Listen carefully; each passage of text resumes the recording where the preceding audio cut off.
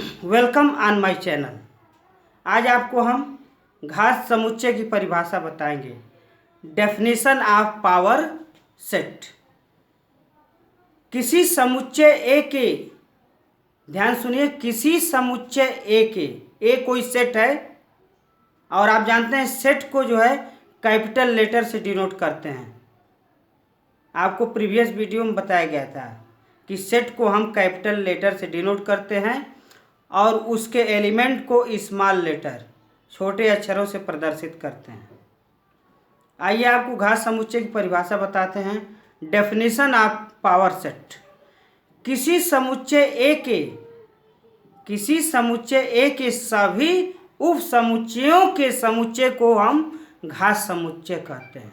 ध्यान सुनिए एक बार परिभाषा। किसी समुच्चय ए के सभी उप समुच्चयों के समुच्चय को हम घात समुच्चय कहते हैं।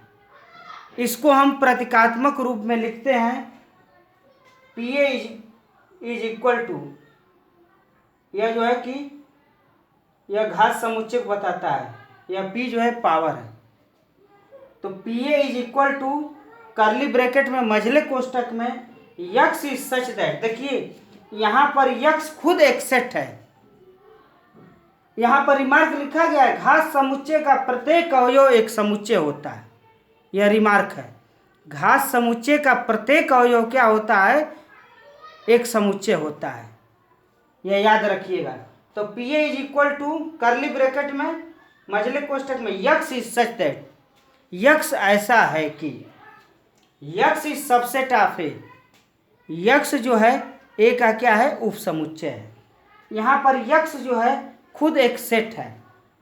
तो यह परिभाषा आप याद रखिएगा। किसी समुच्चय ए के, यहाँ पर देखिए कोई समुच्चय ए है, किसी समुच्चय ए के सभी उप समुच्चय, यह सभी उप समुच्चय बन रहा है। किसी समुच्चय ए के सभी उप समुच्चय, सभी उप समुच्चयों का समुच्चय को हम घात समुच्चय कहते हैं। इसको प्रतीकात्मक रूप में लिखते हैं। PA is equal to curly bracket में x is such that, x is subset of capital A. यह इसका प्रतीकात्मक रूप है।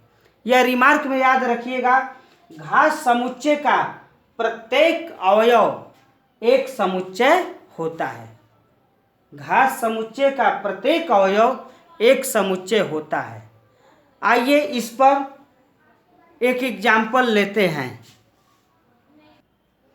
A इज इक्वल टू दिया है 1 2, तो कह रहा है कि PA निकालिए, कह रहा है घात समुच्चय निकालिए।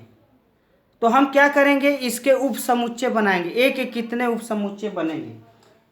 एक प्रमेय है जो आपको नेक्स्ट वीडियो में हम बताएंगे। केवल यहाँ पर उसका फार्मूले का यूज करेंगे।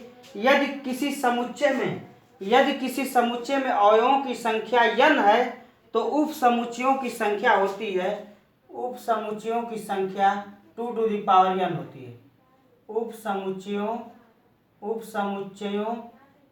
की संख्या हो जाएगी 2 टू द पावर n।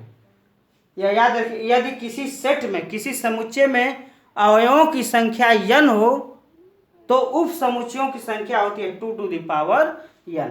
यहाँ पर अवयवों की संख्या कितनी है? 2 है, तो कितना हो जाएगा? 2 टू द पावर 2। तो उप समुच्चय कितने बनेंगे? उप समुच्चयों की संख्या क्या हो जाएगी? 2 टू द पावर 2। उप समुच्चयों की संख्या 4 होगी। और एक बात और भी याद रखिएगा, रिक्त समुच्चय, इम्पटी सेट जो है, रिक्त समुच्चय प्रत्येक समुच्चय का क्या होता है? उप समुच्चय होता है। तो एक का बनाइए, तो एक उप समुच्चय बनेगा आपका क्या? 5। एक बनेगा क्या होगा? सेट 1 होगा।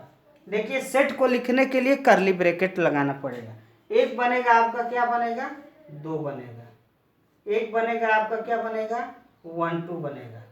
तो देखिए उप समुच्चयों की संख्या क्या होगी? काउंट करिए, 1 2 3 4।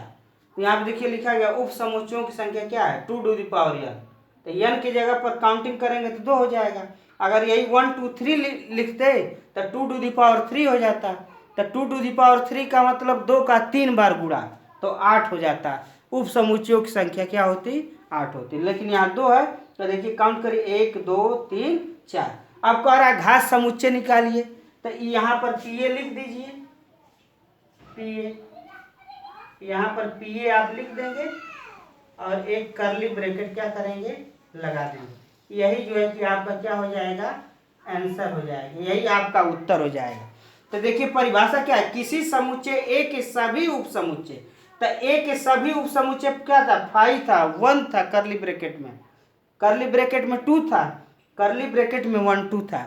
तो जितने भी ए के सभी उप समुच्चय, इस ए के सभी उप समुच्चय 4 बन गए, के सभी उप समुच्चयों के समुच्चय को, अब इन उप समुच्चयों के समुच्चय का मतलब एक और कर्ली ब्रैकेट लगा दीजिए, एक और मझला कोष्टक लगा दीजिए, यही इसका घात समुच्चय हो जाएगा। तो पीए का मान आप देख रहे हैं, यही इसका क्या हो जाता है, आंसर हो जाएगा। इस पर क्वेश्चन बनते हैं, लेकिन आप यह प्रतीकात्मक रूप याद रखेंगे तो कोई भी क्वेश्चन विद इन 10 सेकंड में सॉल्व कर सकते हैं।